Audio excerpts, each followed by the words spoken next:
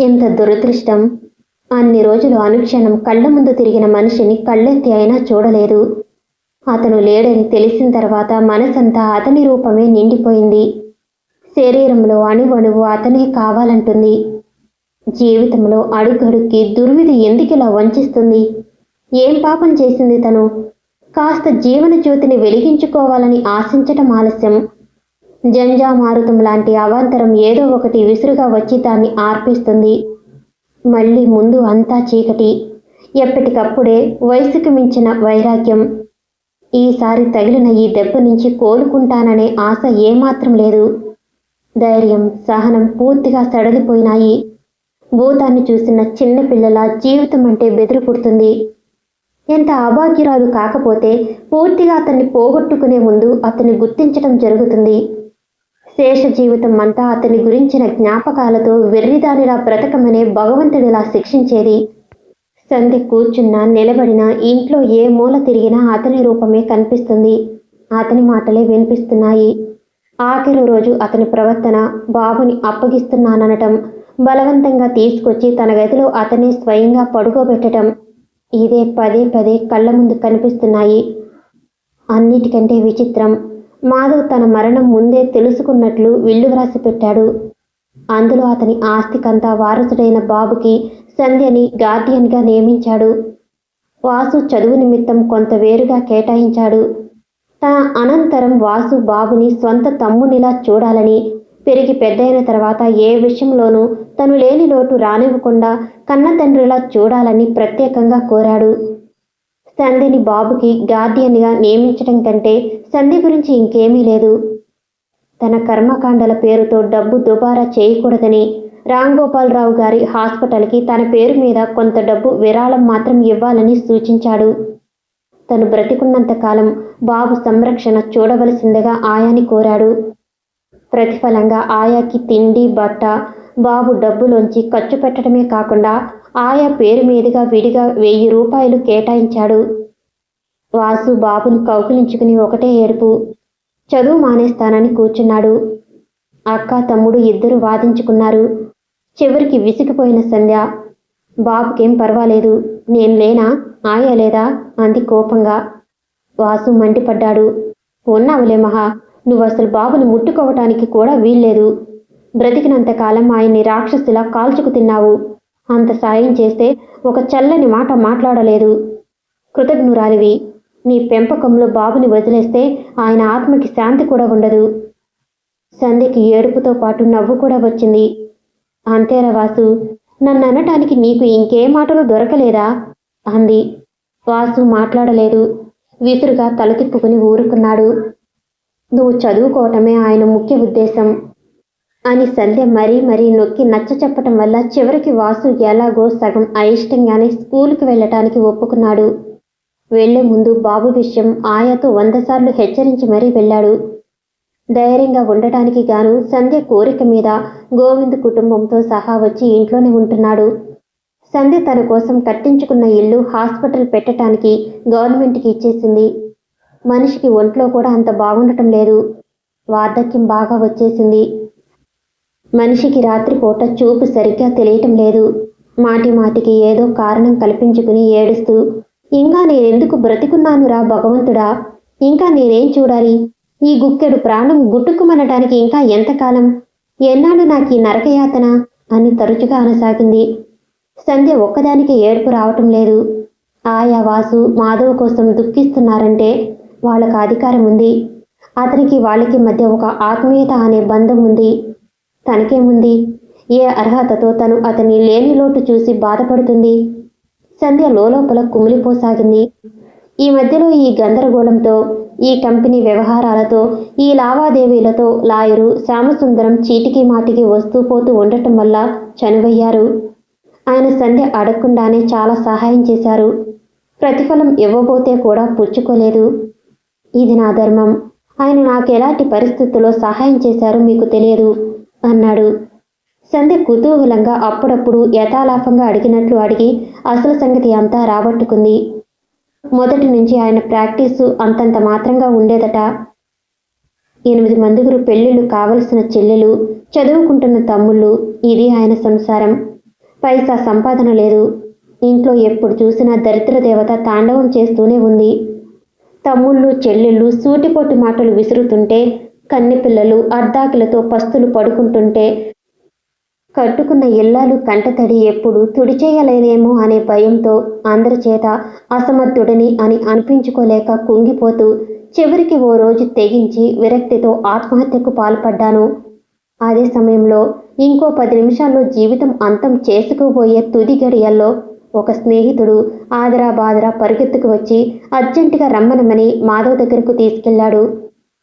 వ్యాపార రీత్యా చిన్న లిటిగేషన్. అది మాధవ్ కంపెనీ లీగల్ అడ్వైజర్ విశ్రాంతి కోసం నంది హిల్స్ వెళ్ళి అక్కడున్నాడు. అర్జెంట్ మేటర్ సెటిల్ కావాలి. మాధవ్ ఫైలు శ్యామసుందరం గారికి ఇచ్చాడు. అది మొదలు తర్వాత మాధవ్ ద్వారానే ఒకరిద్దరు బాగా డబ్బు పలుకుబడి గల వ్యాపారస్తులు క్లయింట్స్గా దొరికారు. దాంతో అతని దశ తిరిగింది. 1-2 క్లిష్టమైన కేసుల్లో అతను గెలిచాడు. దాంతో బాగా పేరు వచ్చింది. క్లయింట్స్ కూడా పెరిగారు. ఈ మధ్య మాధవ్ కంపెనీ లీగల్ అడ్వైజ్ చనిపోవటంతో ఆ పని కూడా ఆయనకే వచ్చింది. మొత్తానికి మాధవ్ పరిచయం అతని జీవితంలో ఓ పెద్ద మలుపు. ఆ మలుపు తిరిగిన తర్వాత అతనికి అసలు ఆనాడు ఆత్మహత్య ఎందుకు చేసుకోవాల్సి వచ్చిందో సరిగ్గా ఆలోచించే తీరుబడి లేకుండా పోయింది. అది ఆయన కథ. ఈ రకంగా మాధవుని గురించిన కబుర్లు వినటం ఈ మధ్య సంధికి బాగా అలవాటైపోయింది. అందులోనే శాంతి లభించసాగింది. ఆ రోజు బాబు నిద్రపోయాడు. ఆయ కూడా పడుకుంది. శీతాకం బాగా చలివేస్తుండటం వల్ల రాత్రి ఎక్కువ పొద్దుపోకపోయినా అప్పుడే ఊరంతా మాటుమణిగింది. సంధ్య పుస్తకం ఒకటి ఒళ్ళో పెట్టుకుని 2 చేతులు గడ్డం కింద ఆనించుకుని శూన్యంలోకి చూస్తూ కూర్చుంది. కొన్ని రాత్రుల నుంచి కళ్ళు నిద్ర అనేది ఎలా ఉంటుంది మర్చిపోయినాయి. గంటల తరబడి అలా శూన్యంలోకి చూస్తూ కూర్చోవాలనిపిస్తుంది. శూన్యం కాక తనకు మిగిలింది ఏమిటి?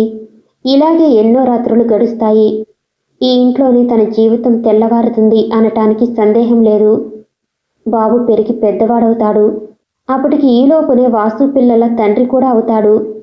వాళ్ళ మధ్య అశాంతితో అలమటిస్తున్న హృదయానికి బలవంతంగా శాంతంగా ఉండమని నేర్పుతూ మానసికమైన వ్యధ వల్ల అతి త్వరగా వార్ధక్యం పొందిన తను రోజులు లెక్క పెట్టుకుంటూ జీవితం వెళ్ళదీసుకోవాలి. అదే తన భవిష్యత్తు. అంతకంటే ఇంకేముంటుంది? అబ్బా, ఎంత భయంకరం! భవిష్యత్తు ఏమిటో ముందే తెలుసుకోవటంలో ఎంత బాధ, ఎంత నరకం! దుర్భర ప్రాయమైన ఈ జీవితం కోసం ఎందుకింత వెతుకులాట? దేనికోసం ఎన్ని రాగద్వేషాలు? ఉన్నన్నాళ్ళు మనం సుఖించి మన చుట్టూ ఉన్న వాళ్ళని సుఖపెడదామని ఎందుకనుకోరు? ద్వేషం, మోసం, ప్రతీకారం, వంచన, అనుమానం ఇవి లేందే మనిషి మనుగడ పరిపూర్ణత్వం చెందదా? పరధ్యాసగా ఆలోచిస్తున్న సంధ్య వాకిట్లో కారు చప్పుడు వినిపించటంతో ఉలిక్కిపడింది. చెవులు శ్రద్ధగా ఆలకించాయి. సందేహం లేదు, తను భ్రమపడ్డానేమో అన్నట్టు అది కూడా ఒక ఊహ కాదు.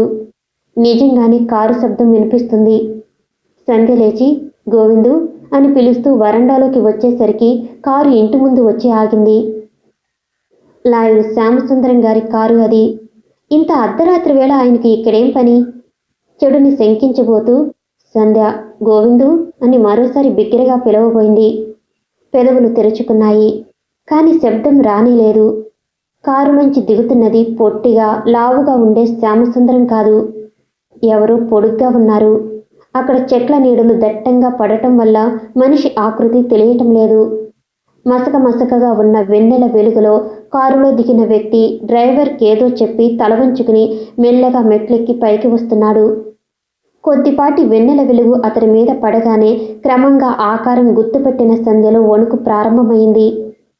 పరధ్యాసగా తలవంచుకుని మెట్లెక్కి వస్తున్న అతను ఉన్నట్టుండి కెవ్వుమని కేక వినిపించటంతో ఉలిక్కిపడి చెట్టుకున తలెత్తి చూశాడు. వరండాలో స్తంభం పక్కగా క్రీనీడలో నిలబడిన సంధ్యని చూడగానే వెంటనే ఆగిపోతూ సంధ్య అన్నాడు అస్పష్టంగా. మీరు మీరు నేను మాధవని. భయపడటం లేదుగా నువ్వు?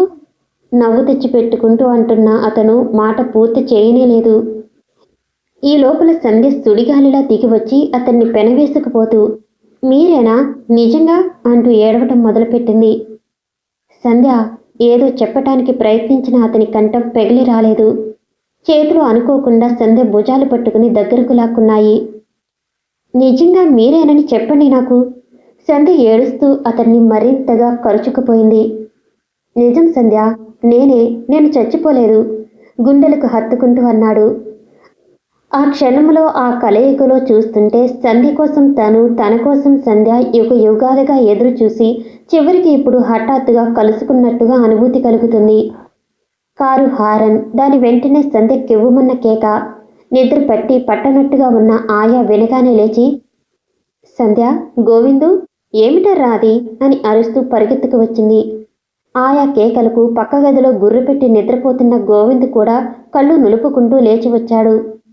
ఇద్దరు బయటికి వచ్చేసరికి వరండా దిగువ మెట్టు మీద నిలబడిన మాధవ్ సంధ్యని 2 భుజాలు పట్టి గట్టిగా కుదుపుతూ వెర్రివాడిలా సంధ్య సంధ్య అంటున్నాడు. అప్పటికే చైతన్య రహితమైన సంధ్య శరీరం వాడిన కలువకాడలా తన చేతుల మధ్య వ్రేలాడసాగింది.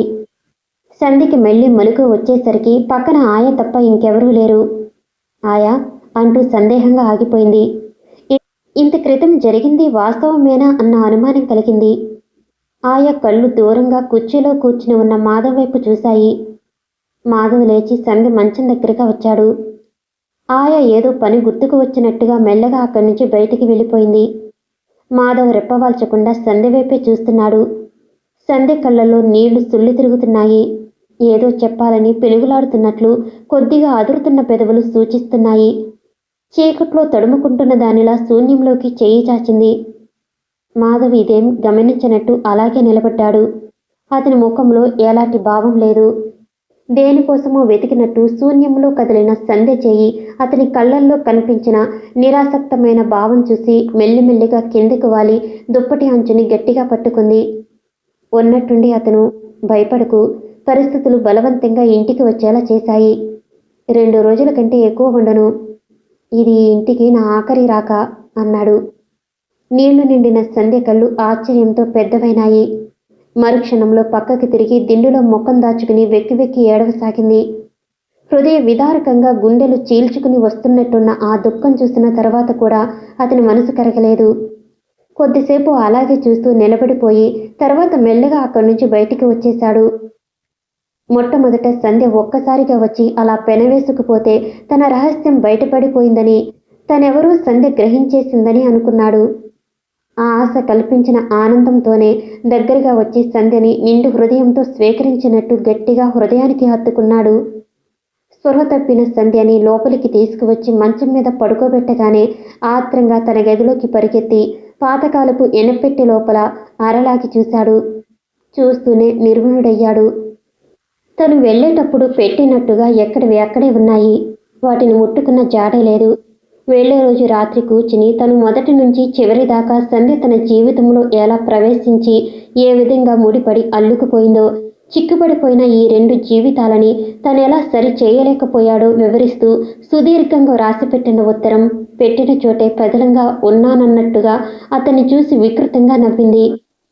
మాధవ్ మనసులో కలిగిన ఆనందం ఆ క్షణంలోనే ఆవిరి అయిపోయింది. చచ్చిపోయాడనుకున్న మనిషి మళ్ళీ హఠాత్తుగా సజీవంగా కళ్ళ ముందు కనిపించటంతో తాత్కాలికంగా కలిగిన సంతోషం అది. అంతకంటే ఇంకేమీ లేదు. లేనివి ఊహించి కానివి ఆశించిన తర్వాత బాధపడటం ఎందుకు? నిజాన్ని నిజంగా ధైర్యంగా స్వీకరించడం మంచిది.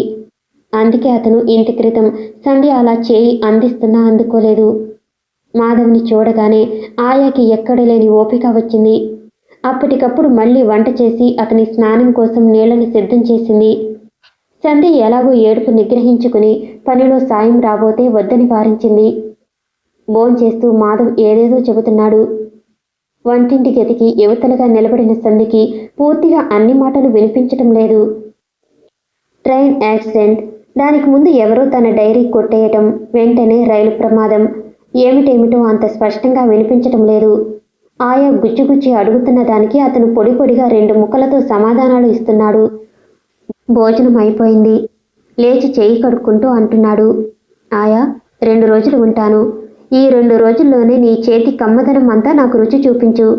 ఈసారి వెడితే ఇక తిరిగి రావటం ఇప్పుడప్పుడే పడదు. సంధ్య గుండెల్ని ఎవరో పిడికిలతో బిగించినట్టయింది. ఆయా సమాధానం చెప్పలేదు. అతను టవల్తో చేయి తుడుచుకుంటూ యువతలికి వచ్చేసరికి సంధ్య ఒక్కపడి తీసుకెళ్లి ఇచ్చింది. క్రీనీడ అతని ముఖం మీద పడటం వల్ల ముఖంలో ఎలాంటి భావం ఉందో సంధ్యకి తెలియలేదు. బాబుని తీసుకెళ్ళి ఆయన గదిలో నేను పడుకోబెట్టి రానా? నువ్వు తీసుకెళ్తావా? మంచం మీద కూర్చుని పడుకోబోతూ అడిగింది ఆయా. నువ్వే తీసుకువెళ్ళు విసురుగా అంది. ఆయా సంధ్య వైపు అర్ధయుక్తంగా చూసి లేవబోయింది. వద్దులే, పోన్లే, పడుకోబోతున్నావుగా, పడుకో. సంధ్య వారిస్తూ తనే వెళ్ళి బాబుని తీసుకుని భుజాన వేసుకుంది. సంధ్య బాబుని తీసుకుని గదిలో అడుగుపెట్టేసరికి మాధవ్ టేబుల్ ముందు నిలబడి లాంతర్ దగ్గర ఏవో కాగితాలు పరీక్షగా చూస్తున్నాడు. సంధ్య లోపలికి రాగానే వెంటనే వాటిని మడిచి కిటికీ దగ్గరగా వెళ్ళి నిలబడ్డాడు. ఈ మధ్య ఊహలో అతన్ని చూసి చూసి అలసిపోయిన సంధ్యకి ఇప్పుడు సజీవంగా కదులుతున్న ఆ మూర్తిని పదే పదే కళ్ళారా మరీ మరీ చూడాలనిపిస్తుంది. ఎన్నెన్నో అడగాలని ఆత్రంగా కూడా ఉంది. కానీ అతనిలో కొట్టొచ్చినట్టు కనిపిస్తున్న ఆ ముభావం, గాంభీర్యం జంకుని కలిగించి దూరంగా ఉండమన్నట్టు హెచ్చరిస్తున్నాయి. బాబుని పడుకోబెట్టి దుప్పటి అంచుని సరిచేస్తూ కావాలని కొద్దిగా జాప్యం చేసింది. అతను ఏదైనా మాట్లాడతాడేమోనని ఆశించింది. కానీ నిరాశ ఎదురైంది. అతను అసలు వెనక్కి తిరిగి చూడనైనా చూడలేదు. సంధ్య ఉనికినే గమనించినట్టు కిటికీ దగ్గరగా నిలబడ్డాడు. చేతిలో అంతవరకు పట్టుకున్న కాగితాలు చించి నలిపి ఉండలు చేసి కిటికీలోంచి దూరంగా విసిరేశాడు. మీకు ఇంకేమైనా కావాలా? ప్రాణం చిక్కబట్టుకుని అడగలేక అడిగింది. ఖచ్చితంగా వెంటనే వచ్చింది సమాధానం.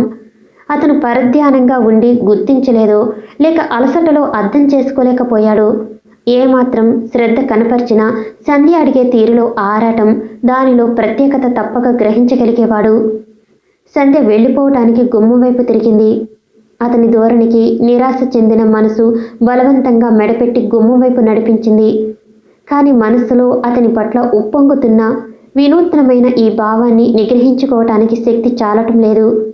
అది బయటపడకుండా నిర్లిప్తంగా ప్రవర్తించాలంటే ఎంత ప్రయత్నించినా సాధ్యం కావటం లేదు. అందులో అతను 2 రోజుల కంటే ఎక్కువ ఉండననటం, ఇక తిరిగి రాననటం ఇంకా భయపెడుతున్నాయి. పోన్లే, రేపు లేదా ఎల్లుండి రాదా? అసలే ప్రయాణపు అలసటతో ఉన్న అతన్ని విసిగించడం దేనికి? క్షేమంగా తిరిగి వచ్చాడు, అంతే చాలు. ఇప్పటికీ తృప్తి చాలు. ఎదురు తిరుగుతున్న మనసుని బలవంతంగా బుజ్జగించి సమాధానపరచబోయింది. సంధ్య ఉన్నట్టుండి వెనుక నుంచి పిలుపు వినిపించింది. కొంగుపెట్టి లాగినట్టే ఆగిపోయింది. గుండెలు వేగంగా కొట్టుకున్నాయి.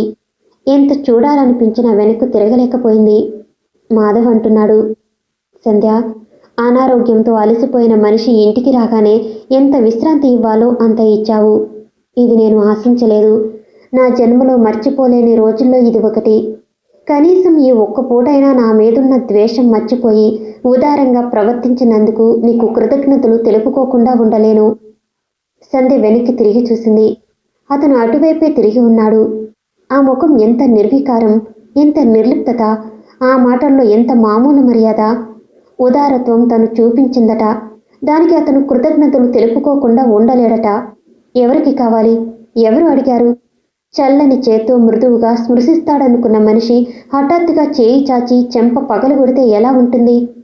సంధ్య ముఖంలో సరిగ్గా అలాంటి భావమే ప్రతిబింబించింది. థ్యాంక్స్ సంధ్య అన్నాడతను. సంధ్యలో రోషం దెబ్బతిన్న తాచులా ఒక్కసారి బుస్సుమని లేచింది. చేయి చాచి వేలు పెట్టి చూపిస్తూ, దీనికి భగవంతుడు కూడా క్షమించడు అంది. ఏం చేశాను? ఏం చేశారో తెలియదు. ఇంకా ఎన్నాళ్ళి దాగుడు మూతలు? సంధ్య, ఒక్కసారి వెనక్కి తిరిగి చూసుకోండి. ఏం చేసింది మీకు తెలియటం లేదు. నువ్వు అనేదేమిటి? బాబు, వాడి సంగతి నాకెందుకు చెప్పలేదు? బాబు? మాధవ్ వెనక్కి తగ్గాడు. అవును, వాడి సంగతే అడుగుతున్నాను. వాడెవరో నాకెందుకు చెప్పలేదు? చెప్పే అవసరం లేదనుకున్నారా? లేక తెలుసుకునే అర్హత నాకు లేదనుకున్నారా? నిర్వినుడై చూశాడు మాధవ్. సిస్టర్ రాకపోతే ఏనాటికైనా మీ పెదవులు కదిలేవా? కదిలేవి కావు. నేనెంత దౌర్భాగ్య స్థితిలో ఉన్నానో నాకు తెలిసేది కాదు. సిస్టర్ సిస్టర్ అతని చెయ్యి అప్రయత్నంగా కిటికీ రెక్కని గట్టిగా పట్టుకుంది.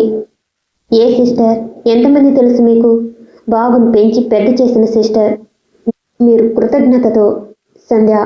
మాధవ్ మధ్యలోనే బిగ్గరగా అరిచాడు. సంధ్య గుండెల్లో పొంగిన దుఃఖం, కోపం, రోషం అన్నీ ఒక్కసారిగా ముఖం మీదకి రావటానికి నేనంటే నేనని పోటీ పడ్డాయి. క్షణంసేపు గదిలో భయంకరమైన నిశ్శబ్దం ఏర్పడింది. మాధవ్ రెప్పవాల్చకుండా అలాగే చూస్తున్నాడు. సంధ్యకి ఏడుపు ముంచుకు వచ్చేసింది. నిలబడటానికి శక్తి లేని దానిలా మంచం పట్టుకుని దాని మీద కూలబడుతూ, చెప్పండి, మాట్లాడరేం? నన్ను ఈ దౌర్భాగ్యపు స్థితిలో ఇన్నాళ్ళు ఎందుకు ఉంచారు? కేవలం వినోదం, తమాషాగా చూడటానికేనా? వాడి తల్లే వాడికి ఆయాగా ఉందని తెలిసి సిస్టర్ నమ్మలేనట్టు ఆశ్చర్యపోతుంటే, ఎన్నాళ్ళ నుంచో గుండెల్లో నిండుకున్న దుఃఖం ఉధృతంగా ప్రవహించటంతో నిస్సహాయురాలైన సంధ్య ఆ పైన మాట్లాడలేక చేతుల్లో ముఖం పెట్టి దాచుకుంది. మాధవ్ శిలా విగ్రహంలా చలనం లేకుండా నిలబడిపోయాడు. వెక్కిళ్ళ మధ్య అస్పష్టంగా మళ్ళీ తనే అంది, మొదటి నుంచి నన్నిలా ఎందుకు చిత్రవద చేస్తున్నారు? నేను మీకు ఏం అపకారం చేస్తానని నా మీద ఇలా పగ తీర్చుకుంటున్నారు? ఏం పాపం చేశానని నాకు ఈ శిక్ష? నేనసలు ఈ బాధతోనే కుంగిపోతుంటే ఎప్పుడెప్పుడు మిమ్మల్ని చూస్తానా, ఇదంతా నిజమేనని మీ నోటి నుంచి కూడా విందామా అని క్షణాలు లెక్క పెట్టుకుంటూ కూర్చుంటే, అప్పుడే ఆ శ్యామ్ సుందరం గారు వాళ్ళు వచ్చి కంఠం పూర్తిగా బొంగిరిపోయి మాట పెగలకపోవటంతో సంధ్య ఆగిపోయింది. తర్వాత 5-6 నిమిషాల వరకు గదిలో వింతైన నిశ్శబ్దం ఆవరించుకుంది. కొద్దిసేపటికి ఆ నిశ్శబ్దాన్ని చీల్చుకుంటూ అలలు అలలుగా తేలి వస్తున్న సంధ్య ఏడుపు దిమ్మెరిపోయిన మాధవ్ మనసుని తాకి చైతన్యం తెప్పించింది. అతను నిద్రలో నడుస్తున్న వాడిలా సంధ్య వైపు వచ్చాడు. సంధ్య, ఒక్క మాట, ఒక్క చిన్న మాట అడుగుతాను, జవాబు చెప్పు. బాబు ఎవరో తెలిసిన తర్వాత వాడంటే నీకు అసహ్యం కలగటం లేదు కదూ? మనస్ఫూర్తిగా నిస్సంకోచంగా నిజం చెప్పు. అతను అడిగే తీరు, ఆ ముఖ కవలిక చూస్తే సంధ్య నోటి నుంచి రాబోయే సమాధానం మీదనే అతని భావి జీవితం అంతా ఆధారపడ్డట్టుగా ఉంది. సంధ్య జవాబు చెప్పలేదు. ఏడుపు నిగ్రహించుకోవటానికి విశ్వ ప్రయత్నం చేయసాగింది. చెప్పు. ఏం చెప్పను? ఎలా చెప్పాలి? వెక్కిళ్ళ మధ్య అస్పష్టంగా అంది. అసహ్యం లేదు అనటానికి లేదు అని ఒక్క మాట చెప్పు చాలు. చీర కొంగుతో కళ్ళు గట్టిగా తుడుచుకుంటూ లేదన్నట్టుగా తల అడ్డంగా ఊపింది. ఊపిరి బిగపెట్టి ఎదురు చూస్తున్న మాధవ్ ఒక్కసారి గుండెల నిండా గాలి పీల్చుకున్నాడు, తృప్తిగా శ్వాస వదులుతూ. చాలు, ఇది చాలు నాకు. ఇంతకంటే ఇంకేం కోరను. ఎన్నాళ్ళు నా నిరీక్షణకు ఈ చిన్న బహుమతి చాలు. ఇక నేనేమైపోయినా ఎక్కడున్నా నాకు చింత లేదు అన్నాడు. నా కోరిక నెరవేరింది. నేను కావాలనుకున్న మీ ఇద్దరూ ఒకటయ్యారు. మీ ఇద్దరి మధ్య అపశృతిలా ఉండకుండా దూరంగా వెళ్ళిపోయేందుకు నాకు ఈ నిశ్చింత, ఈ తృప్తి చాలు. తనలో తాను అనుకుంటున్నట్టు అంటూ వెళ్ళిపోవటానికి వెనక్కి తిరిగాడు. మీ ఉద్దేశం నాకు అర్థమైంది. ఇన్నాళ్ళు నేను చూపిన నిర్లక్ష్యానికి, నా మూర్ఖత్వానికి ప్రతీకారం తీర్చుకోవటానికి. ప్రతీకారమా? నీ మీదనా? మాధవ్ ఆశ్చర్యంగా మళ్ళీ సంధ్య వైపు తిరిగాడు. తడితో రోషంతో మెరుస్తున్న ఆ కళ్ళని చూడగానే అతనికి మళ్ళీ హఠాత్తుగా ఏదో గుర్తుకు వచ్చింది. ఇంకొక మాటకు సమాధానం చెప్పు. ఇంటి క్రితం నేను రాగానే అలా చనువుగా ఎందుకు ప్రవర్తించావు? అది కేవలం నేను బ్రతికి బయటపడ్డాననే నిశ్చింతేనా, లేక? అసంపూర్తిగా ఆగిపోయాడు. అంతవరకు ముఖం ఎత్తి రెప్పవాల్చకుండా అతని వైపు చూస్తున్న సంధ్య చెక్కిళ్ళు ఎర్రబడినాయి. సమాధానం చెప్పలేనట్టుగా మెల్లగా తలదించుకుంది. ఈ ఒక్క మాటకు జవాబు చెప్పు. ఇంక నిన్ను విసిగించను. సంధ్య చెప్పలేదు. చెప్పు, బ్రతిమలాడుతున్నట్లుగా అడిగాడు. సంధ్య మౌనం వదలలేదు. చెప్పలేవా? లేక చెప్పేందుకు జవాబు అంటూ లేదా? సంధ్య నోటి నుంచి దానికి కూడా సమాధానం రాలేదు. అతని కళ్ళల్లో కాంతి క్రమేపీ తరిగిపోయింది. ముఖం వంచుకుని కూర్చున్న సంధ్య వైపు పరిశీలనగా చూస్తూ, బహుశా జవాబేమీ లేదనుకుంటా, అంతే అయి ఉంటుంది అన్నాడు. ఆఖరిసారిగా సంశయ నివృత్తి కోసం, ఒక్కసారి తలెత్తి నా వైపు చూడు. సంధ్య, నీ నోరు చెప్పలేని మాటని నీ కళ్ళు చెప్పగలవు అన్నాడు. సంధ్య తలెత్తలేదు.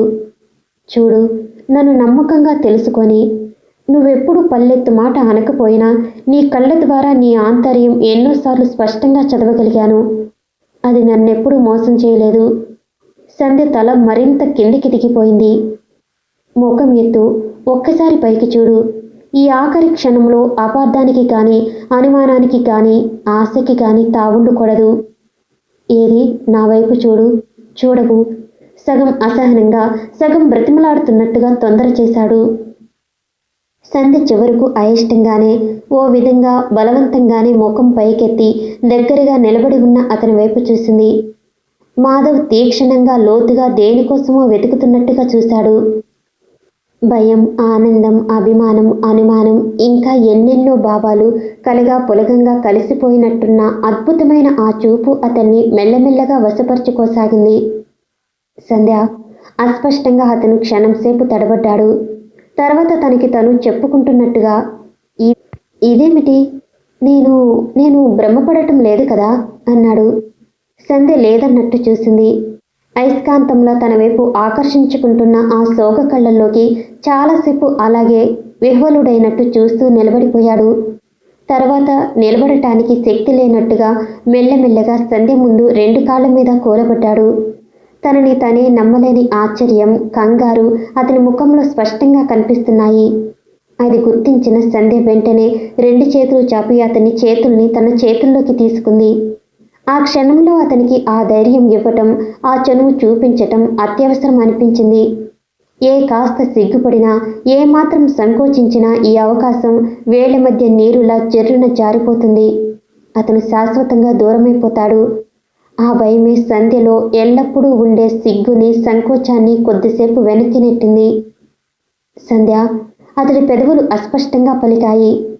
ఇంకా ఇదంతా నమ్మలేనట్టు చూస్తున్న అతడి కళ్ళల్లో ఆశ, నిరాశల్లాంటి వెలుగునీడలు పోటీ పడ్డాయి. కొద్దిసేపు ఆ రెండింటికి విపరీతమైన పెనుగులాట జరిగింది. చివరికి ఆశ గెలిచింది, వెలుగు నిలిచింది. మాధవ్ వెంటనే సంధ్య నడుం చుట్టూ 2 చేతులు పెనవేసి చప్పున ఒళ్ళో ముఖం దాచుకున్నాడు. కొద్దిసేపటి వరకు అతనేం మాట్లాడలేదు. ఏం చెప్పాలో సంధ్యకి అసలే తోచలేదు. కొన్ని రోజుల నుంచి తీరని గతికి గురి అయిన 2 పరితప్త హృదయాలు మూగగా పనివేసుకున్న దివ్యమైన క్షణాలవి. అతని మనసంతా సుడిగాలిలా రేగిన భావాన్ని జాగ్రత్తగా నిగ్రహించుకుంటున్నట్టు పై పెదవిని కింది పెదవితో గట్టిగా నొక్కిపెట్టాడు. సంధ్యకింతవరకు అర్ధరాత్రి నిశ్శబ్దం ఇంత అందంగా ఉంటుందని కానీ, ఆ నిశ్శబ్దంలో మరో మనిషి సాన్నిహిత్యం అంత మధురంగా ఉంటుందని కానీ తెలియదు. సమయం గడిచింది. 1-2 సార్లు ఏదో చెప్పాలని ప్రయత్నించి విఫలుడయ్యాడు అతను. అతన్ని లేవమని చెప్పాలనుకుంది. కానీ అతను కదిలితే ఈ చక్కటి స్వప్నం ఎక్కడ కరిగిపోతుందనే భయంతో అంతలోనే విరమించుకుంది. ఆ సమయంలో అలా తన ఒళ్ళో తలపెట్టుకుని కూర్చున్న అతన్ని చూస్తుంటే స్త్రీ సహజమైన కోరికతో కంటే మాతృత్వపు మమకారంతో హృదయం ద్రవించింది. సంధ్య, నా మీద అసహ్యం కానీ, అనుమానం కానీ ఉంటే ఇప్పుడే నా మొహం మీదనే బయటపెట్టేయి. ఇక నేను సహించలేను. నీలో కఠినత్వం చూసి చూసి అలసిపోయాను. నా సహనానికి అంతం చూశావు నువ్వు. బాబు ఎవరో నాకెందుకు చెప్పలేదు అంటూ ఇంత క్రితం నా మీద నిష్ఠూరం వేశావు. వాడిని గురించి నీకు చెప్పాలని నేను ఎన్నిసార్లు ప్రయత్నించానో, ఎంత తహతహలాడానో నీకెలా తెలుస్తుంది? ఎప్పటికప్పుడే చెప్పాలనే ఆరాటం, మళ్ళీ దాని వెంటనే చెప్పగానే వాడిని కూడా నా మూలంగా అసహించుకుని ద్వేషిస్తావేమోనని భయం. ఈ 2 అడకత్తెరగా మారి నిర్దాక్షిణ్యంగా నన్ను నల్లకొట్టడం ప్రారంభించాయి. ఈ విధంగా వాడి ద్వారా నిన్ను పొందాలని నేను ఆశించిన మాట నిజమే, కానీ నువ్వు వాడినే నా నుంచి లాక్కున్నావు. బాబు నా కొడుకే కూడా నీ మీద ద్వేషం మరిపించి నీ మనసులో స్థానం ఏర్పరచుకున్నాడు. అప్పుడప్పుడు మీ ఇద్దరూ కలిసి ఆనందంగా ఉన్న దృశ్యాలు చూస్తే నాకు ఈర్ష్యతో పిచ్చెక్కుతుందేమో అనిపించేది. ఇంత క్రితం ఏం అపకారం చేశానని నన్నిలా మొదటి నుంచి చిత్రవద చేస్తున్నారు అన్నావు కదూ సంధ్య? కాదు, అపకారం చేసింది నేను. దాన్ని గుర్తించి సరిచేయాలని ప్రయత్నించి ఎటువైపు నుంచి మార్గం దొరక్క అల్లాడిపోతూ చిత్రహింసకి గురైంది నేను. తప్పు చేసింది నేను. అది తెలుసుకుని పశ్చాత్తాపడిన తర్వాత కూడా పూర్తి శిక్ష అనుభవించింది నేను. నా మూలంగా నీకు అన్యాయం జరిగి నీ జీవితం శిథిలమైందని తెలుసుకున్న రోజున నేనెంత సిగ్గుపడ్డానో, ఆవేదనతో ఎంత కుమిలిపోయానో నీకు తెలియదు.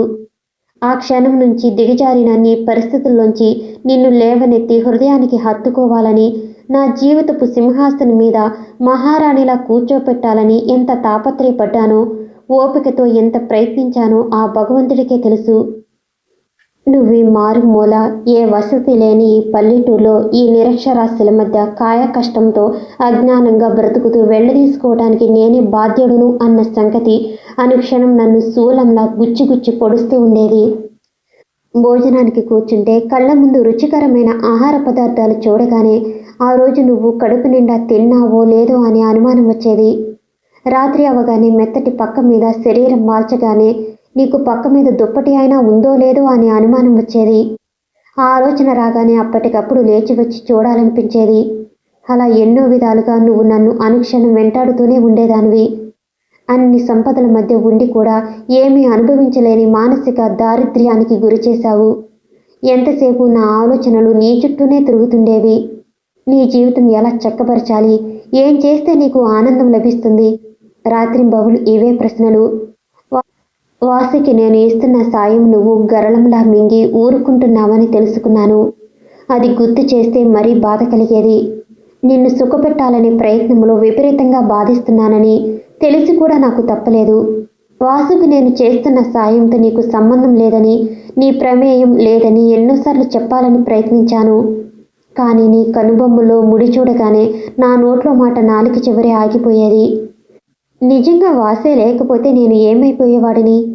నీ జీవిత పంచుల వరకైనా నన్ను రానిచ్చేదానివా? రానివ్వవని నాకు ఖచ్చితంగా తెలుసు. నన్ను క్షమించండి, గాదిగతంగా అంది సంధ్య. మాధవ్ ఆ మాట వినిపించుకునే ధోరణిలో లేడు. అతను చెబుతూనే ఉన్నాడు. మంచితనంతో నన్ను గుర్తింపబడేలా చేసుకోవాలని నువ్వు ఊహిస్తున్న నేను కాదని, మరొకరినని రుజువు చేయాలని సహనంతో పట్టుదలగా ప్రయత్నించాను. కానీ లాభం లేకపోయింది. నువ్వెప్పటికీ నాకు దక్కవనే అనుకున్నాను. ఓటమి అంటే ఏమిటో ఎప్పుడూ ఎరగని మనసు నిగ్రహంతో, పశుబలంతోనైనా సరే లొంగదీసుకోమని ఆజ్ఞాపించసాగింది. అనురాగం గుర్తించిన మనిషి అయితే అధికారంతో లొంగదీసుకో అని హెచ్చరించడం ప్రారంభించింది.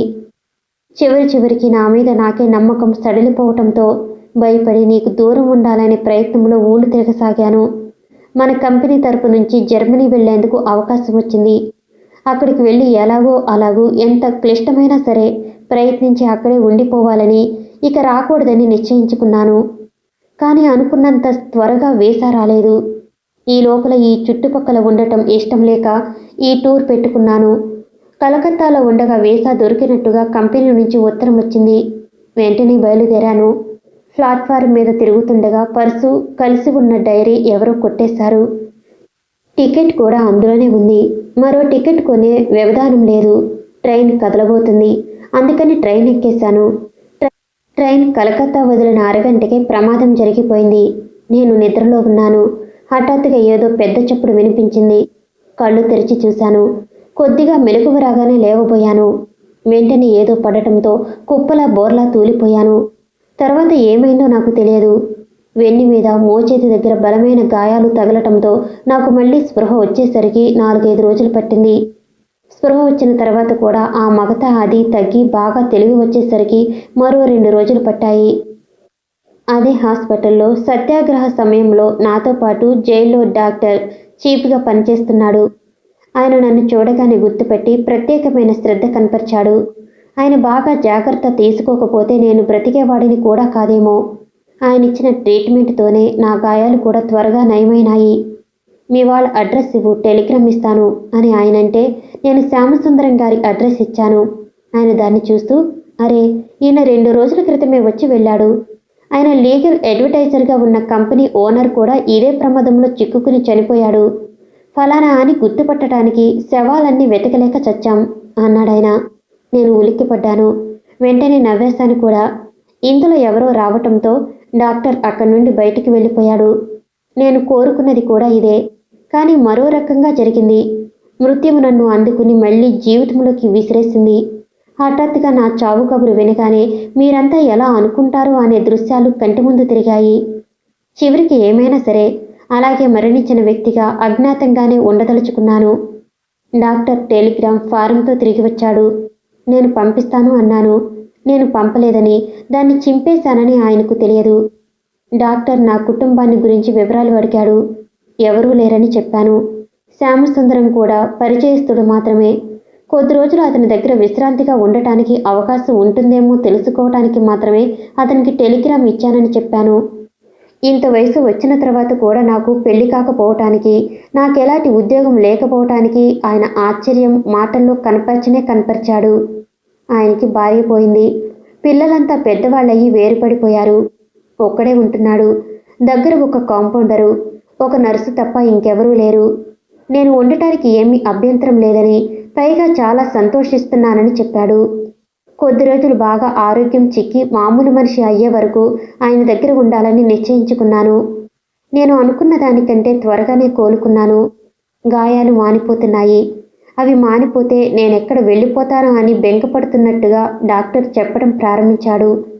అక్కడే ఏదైనా ఉద్యోగం చూసుకుని తన దగ్గరే ఉండిపోమని బలవంతం చేయసాగాడు. కానీ నాకు మాత్రం ఇష్టం లేకపోయింది. మెల్లగా ఎలాగో అక్కడి నుంచి వెళ్ళిపోవాలనే ఉంది. ఆ రోజు గడిస్తే వెళ్ళిపోయేవాడినే. కానీ అక్కడ కూడా నాకు అదృష్టం ఎదురు తిరిగింది. ఆ రోజు ఉదయం ఆయన క్లినిక్లో పేపర్ చూసుకుంటూ కూర్చున్నాడు. ఎవరు పేషెంట్ వచ్చారు. డాక్టర్ కూడా అక్కడే ఉన్నాడు. వచ్చిన పేషెంట్కు కడుపులో నొప్పట. విపరీతమైన బాధతో కేకలు పెడుతున్నాడు. అంత నొప్పిలోనూ అంత బాధలోనూ నన్ను చూడగానే వచ్చి అమాంతం కాళ్ళకి చుట్టేసుకున్నాడు. కడుపు నొప్పి బాధ వదిలేసి బిగ్గరగా ఏడుస్తూ, మీరిక్కడ ఉండగానే ఆ వెధవలు అంత పుకారు లేపారు అంటూ ఏదేదో వాగటం ప్రారంభించాడు. నేను పేపర్ పక్కకు తీసి అతన్ని చూడగానే నీళ్లు కారిపోయాను. నా కాళ్ళు చల్లబడినాయి. అతను మన కంపెనీ సూపరింటెండెంట్. బుద్ధి మంచిది కాదని అతని మీద చాలా ఆరోపణలున్నాయి. కానీ పిల్లలు గలవాడిని నేను ఎప్పటికప్పుడు వార్నింగ్ ఇస్తూ అట్టి పెడుతూ వచ్చాను. వాడిని ఉద్యోగం నుంచి తీసేశారట. ఉద్యోగం కోసం వెతుక్కుంటూ బావమరిది ఇంటికి వచ్చాడట. ఇంట్లో భార్య, బావమరిది, అత్త, నాన్న మాటలు అంటున్నారట. ఆ బాధతోనే ఏది తిన్నా ఆ రెక్క నొప్పి వస్తుందట.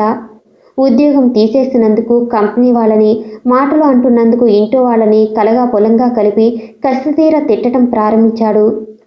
డాక్టర్ కళ్ళజోడులోంచి ఇదంతా చూస్తూ ఒక్క మాట కూడా పొల్లిపోకుండా వింటూనే ఉన్నాడు. ఇతనెవరో నాకు తెలియదు అని దబాయించబోయాను. కానీ ఆయన నన్ను మాట్లాడవద్దన్నట్టు చేతితో సైగ చేసి సూపరింటెండెంట్ నుంచి సవివరంగా అంతా తెలుసుకున్నాడు. అప్పటికప్పుడే స్వయంగా టెలిగ్రామ్ రాసి కంపెనీకి పంపించాడు. కంపెనీ వాళ్ళు వచ్చే వరకు నన్ను ఖైదీలా బంధించి ఉంచాడు. ఆ రాత్రి నా అంతటా నేనే అతనికి జరిగిందంతా చెప్పేశాను. అంతా విన్న తర్వాత కుర్రాడిని గురించి నువ్వు చెప్పకపోవటం బాగాలేదు. కుర్రాడెవరో చెప్పిన తర్వాత కూడా ఆ అమ్మాయి పాషాణంలాగానే ప్రవర్తిస్తే అప్పుడు నువ్వెలాంటి నిర్ణయం తీసుకున్నా న్యాయంగా ఉండేది అన్నాడాయన. ఏమన్నారు? ఊపిరి బిగబెట్టి వింటున్న సంధ్య ఆదుర్దాగా అడిగింది. మాధవ్ మళ్ళీ చెప్పాడు. సంధ్య కళ్ళల్లో నీళ్లు తిరిగాయి. టెలిగ్రామ్ చూడగానే పార్ట్నర్స్ శ్యామసుందరం గారు బయలుదేరి వచ్చారు. నన్ను చూడగానే శ్యామసుందరం గారు కన్నీళ్లతో అమాంతం కౌగిలించుకున్నాడు. డాక్టర్ గారికి పదే పదే కృతజ్ఞతలు తెలుపుకున్నాడు. శ్యామసుందరం గారు అప్పటికప్పుడు నీకు టెలిగ్రామ్ ఇస్తానన్నాడు. నేనే వద్దన్నాను. అక్కడి నుంచి సరాసరి హైదరాబాద్ వచ్చేశాం. వాసు మొదట చూడగానే నీలానే మోర్చపోయాడు. కంపెనీ నుంచి జర్మనీ ఇంకొకరిని పంపటానికి ఏర్పాటు చేశారు. అది క్యాన్సిల్ అయింది. నేను వచ్చాను కాబట్టి నేనే వెళ్తున్నాను. టైం కూడా ఎక్కువ లేదు. సరిగ్గా 4 రోజులుంది. ఎలాగూ దూరంగా వెళ్ళిపోతున్నాను. ఆఖరిసారి బావుని నిన్ను కళ్ళారా చూసి వెడదామని ఇంటికి వచ్చాను. మాధవ్ ఊపిరి పీల్చుకోవటానికి ఆగాడు. సంధ్య చేతివేలు అతని జుట్టు లోపలికి పోయి అప్రయత్నంగా నిమరసాగాయి. నేను ఈరోజు రాగానే నువ్విలా వచ్చి పెనవేసుకుపోతే నా రహస్యం బయటపడిపోయింది. నేనెవరూ నీకు తెలిసిపోయిందని అనుకున్నాను. స్పృహ తప్పిన నిన్ను మంచం మీద పడుకోబెట్టి ఆత్రంగా లోపలికి వచ్చి ఇనపెట్టిలో చూస్తే నేను పెట్టి వెళ్ళిన ఉత్తరం తాకిన జాడే కనిపించలేదు. నా సంతోషం ఎగిరిపోయింది. ఉత్సాహం నీళ్లు కారిపోయింది. ఉత్తరమా? ఎక్కడా? నేను చూడనే లేదు. సంధ్య ఆదుర్దాగా బొంగురుగా అడిగింది. నేను వెళ్లే రోజు రాత్రి కూర్చుని నీ పరిచయం నా జీవితాన్ని ఎలా అల్లకల్లోలం చేసింది మొదటి నుండి చివరి వరకు వ్రాసిపెట్టాను. నేను వెళ్ళిన తర్వాత దేనికో దానికి ఎనిపెట్టే తెరిచినప్పుడు చూస్తామని ఆశించాను. నేను చూడలేదు. మీరు వెళ్ళిన తర్వాత సిస్టర్ రాకతో నా మనసు వికలమైతే ఆ రైలు ప్రమాదం వార్త పూర్తిగా మతే పోగొట్టింది. ఇంటి క్రితం నువ్వు అలా పడుకుని నీళ్లు తిరిగిన కళ్ళతో చెయ్యి అందిస్తుంటే దాన్ని అందుకోకుండా ఉండటానికి నేనెంత మనసు చిక్కబట్టుకోవలసి వచ్చింది నీకు తెలియదు. నా రాక కేవలం చచ్చిపోయిన మనిషి బ్రతికి రావటం వల్ల కలిగిన ఆనందం అంతే. అంతకంటే ఇంకేం లేదనుకున్నాను. క్షణం క్రితమే ఆ ఉత్తరాన్ని చించి అవతల పారేశాను. జన్మలో నీకు ఇది చెప్పే అవకాశం రాదని, అయిపోయిందనే అనుకున్నా. ఏది? నేను బాబుని ఎత్తుకొచ్చేసరికి మీరు చూస్తున్న కాగితాలేనా? మాధవ్ అవునన్నట్టు తలూపాడు. ఇద్దరి మధ్య నిశ్శబ్దం ఏర్పడింది. మాధవ్ తల సంధ్య ఒళ్ళో మళ్ళీ అశాంతిగా అటు ఇటు కదిలింది. జ్యోతి పట్ల, సుధ పట్ల నా ప్రవర్తన, నీకున్న అనుమానాలు నేను గ్రహించకపోలేదు. సంధ్య ముఖం ఎర్రబడింది. చప్పున అరచేయి తీసి అతని నోటికి అడ్డుగా పెట్టింది. దాన్ని మాధవ్ మృదువుగా తప్పించి చెంపకి ఆనించుకున్నాడు. నువ్వు మళ్ళీ కనిపించకముందే సుధని నేను తోబుట్టువులా చూడటం ప్రారంభించాను. జ్యోతి మీద నాకెప్పుడూ ఎలాంటి ఆసక్తి లేదు. కానీ ఇదంతా నీకెలా చెప్పటం? నా నీడను చూసినా అసహించుకుంటూ నా గాలి సోకితేనే విషపూరితం అనుకుంటున్న సమయంలో సంధ్య బలవంతంగా 2 చేతులు అతని నోటికి అడ్డుపెట్టింది. క్షణంసేపు మాత్రం ఆగిన మాధవ్ సంధ్య 2 చేతులు దోసిలిలో తీసుకుని అందులో ముఖం దాచుకున్నాడు. వెచ్చగా వస్తున్న అతని ఉచ్ఛ్వాస నిశ్వాసలు సంధ్య అరచేతుల్ని తాకుతున్నాయి. అతని కంఠం రాను రాను మంద్రస్థాయిలోకి దిగిపోయి మరింత గంభీరంగా మృదు మధురంగా వినిపిస్తుంది. సంధ్య, ఏ అదృష్ట దేవత ఈరోజు నీ అంతట నువ్వే ఈ ప్రసంగం ఎత్తేలా పురిగొల్పుందో తెలియదు. కానీ ఆ అదృష్ట దేవతకి హృదయపూర్వకమైన ప్రమాణాలు అర్పించకుండా ఉండలేను. నీకుగా నువ్వు ఈ అవకాశం కల్పించకపోతే నిజంగానే ఎప్పటికీ నా పెదవులు కదిలేవి కావు. నేనేం చేసినా నిన్ను మరింత బాధ పెట్టినవాడిని అవుతానేమో అన్న భయం నన్ను వెవసుడిగా చేయసాగింది. ఇప్పుడు చెప్పు, నేనేం చెయ్యాలి? 2-3 రోజుల్లో ఈ దేశం నుంచి వెళ్ళిపోతున్నాను. నన్నేం చేయమంటావు? ఈ మాధవన తను పోగొట్టుకోబోయింది. ఇతని నేనా అలా బాణాలు విసిరి మాటలచే కత్తులు చూసి దూరం చేయాలని అహర్నిశలు ప్రయత్నించింది. సంధ్య కళ్ళల్లో నిండుకున్న నీళ్లు జారి అతని క్రాఫ్ మీద పడ్డాయి. ఇద్దరి మధ్య నిశ్శబ్దం ఏర్పడింది.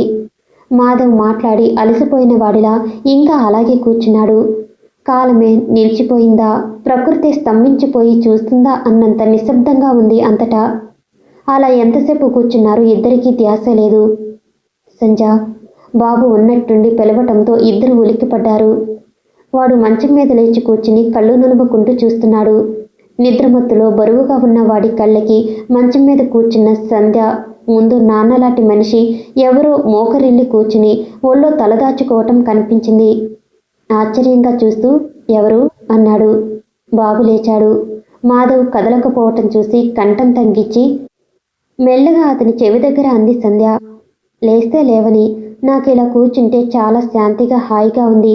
నన్ను లెమ్మనకు. సంధ్య చీర కుచ్చెళ్ళని 2 చేతులతో గట్టిగా పట్టుకుంటూ అన్నాడు మాధవ్. మీ ఇష్టం, కానీ ప్రశ్నలకి తట్టుకోవటం కష్టం అని నా భయం. అప్పటికే తండ్రిని గుర్తుపెట్టేసిన బాబు ఆనందంగా నాన్న అని అరిచాడు. మాధవ్కి తప్పలేదు. బలవంతంగా లేచి సిగరెట్ వెలిగించుకునే నెపంతో కిటికీ దగ్గరగా వెళ్ళిపోయాడు. నాన్న, తండ్రి తన పిలుపు వినలేదని, తన ఉనికిని గుర్తించలేదని అనుకున్నవాడు మరింత బిగ్గరగా పిలుస్తూ 2 చేతులు చాపాడు. సంధ్య లేచి మంచినీళ్ళ కోసం టేబుల్ వైపు వెళ్ళింది. మాధవ్ వెలిగించిన సిగరెట్ కిటికీ నుంచి బయటికి విసిరేసి వచ్చి బాబు దగ్గరగా మంచం మీద కూర్చున్నాడు. ఎప్పుడొచ్చావు నువ్వు? నేను నిద్రపోయినప్పులా? తండ్రి ఒడిలోకి దూకుతూ అన్నాడు. మాధవ్ మాట్లాడలేదు.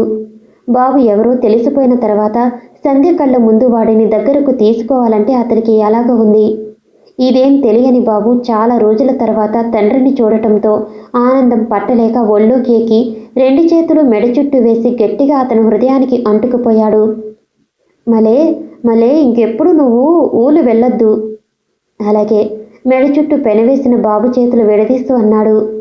మలేమో నువ్వు లాన్నప్పుడే ఆయా సంజ, వాసు, మావయ్య అంతా వచ్చాలు. మాధవ్ కళ్ళు సంధ్య కళ్ళల్లో కలిశాయి. సంధ్య గ్లాసుతో నీళ్లు అందించింది. మాధవ్ తీసుకుని బాబు చేత తాగించాడు.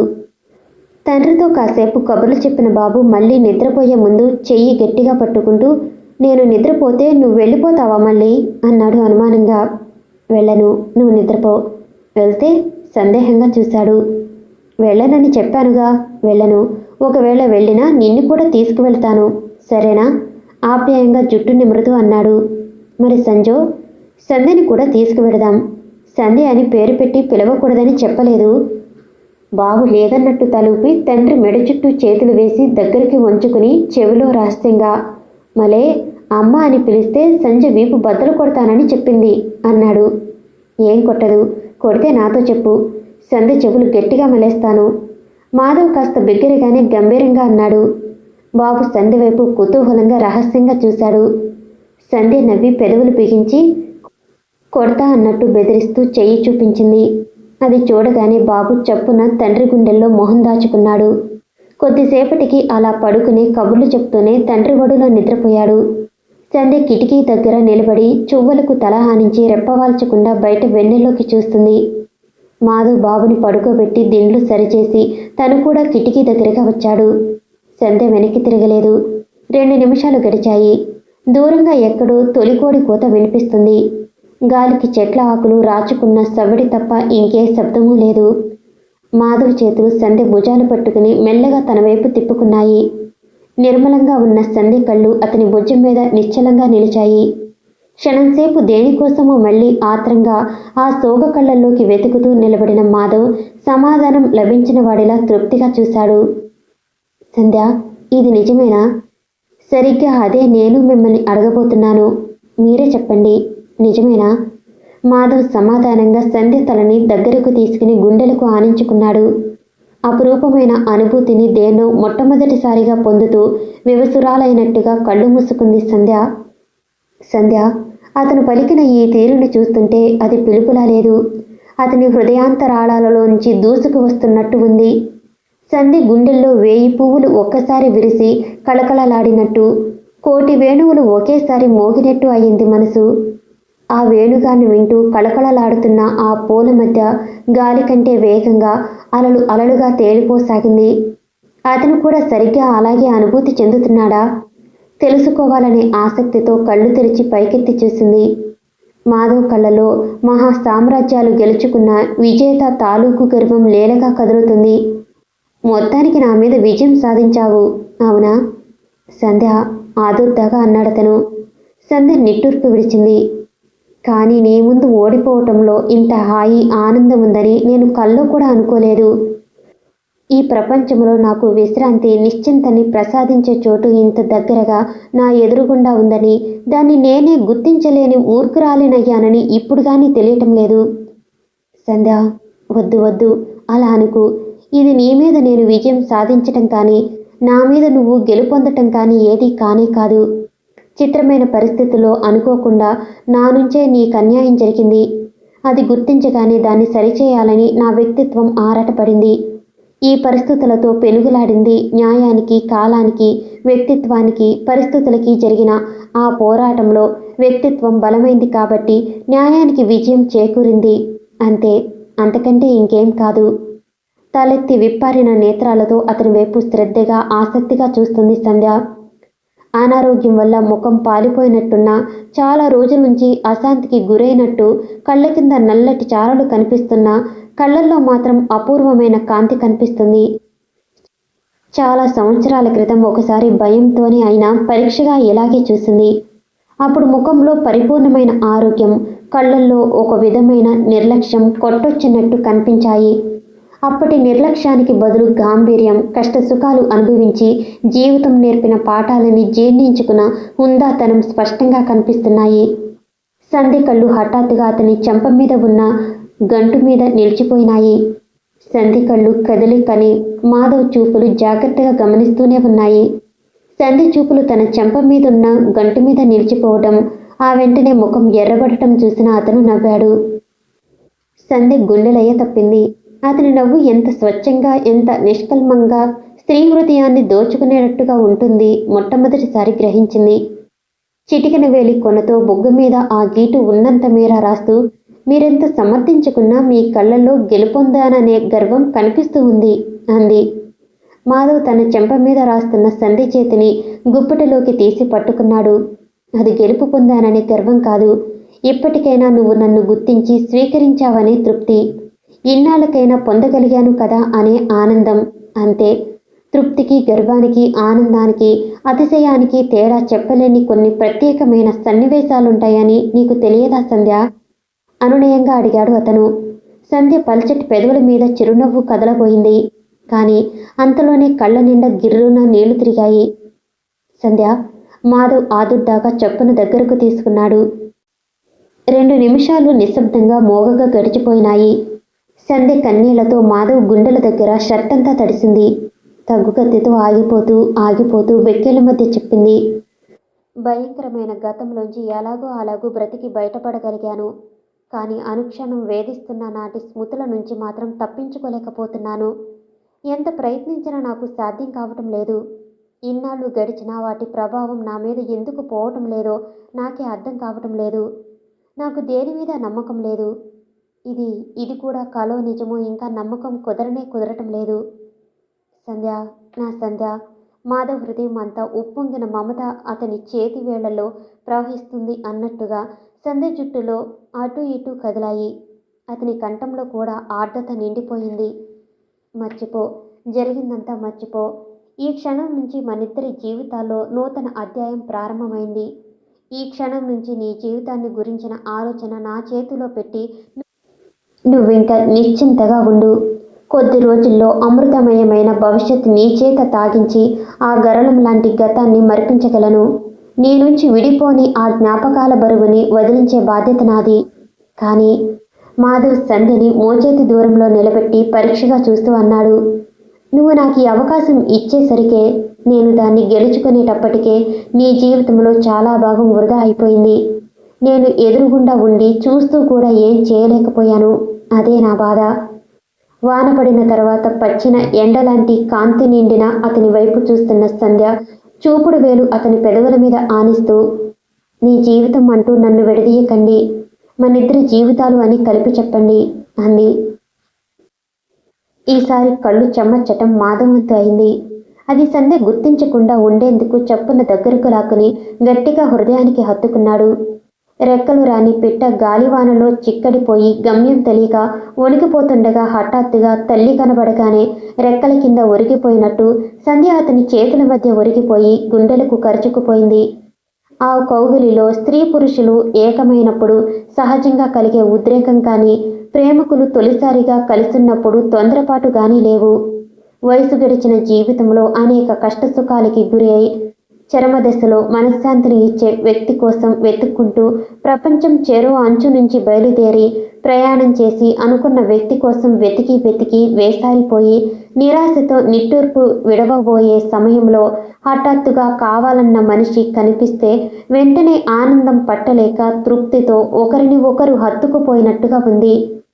ఇద్దరు అనిర్వచనీయమైన అనుభూతి పొందుతున్నట్టుగా కళ్ళు మూసుకున్నారు. తెల్లవారుజాము కావటంతో గాలిలో చల్లదనం మరింత ఎక్కువైంది. బాగా మంచు పట్టడం వల్ల బయట కనిపిస్తున్న వెన్నెల మసకగా తయారైంది.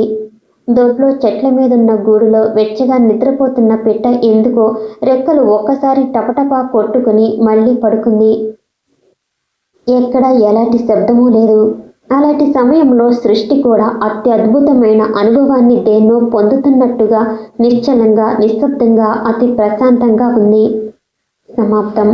నేను వినిపించే ఆడియో నర్వస్ కథలు మీకు నచ్చినట్లయితే మరిన్ని కథల కోసం షేర్ చేసి, లైక్ చేసి, సబ్స్క్రైబ్ చేసుకోండి. Thank you for watching.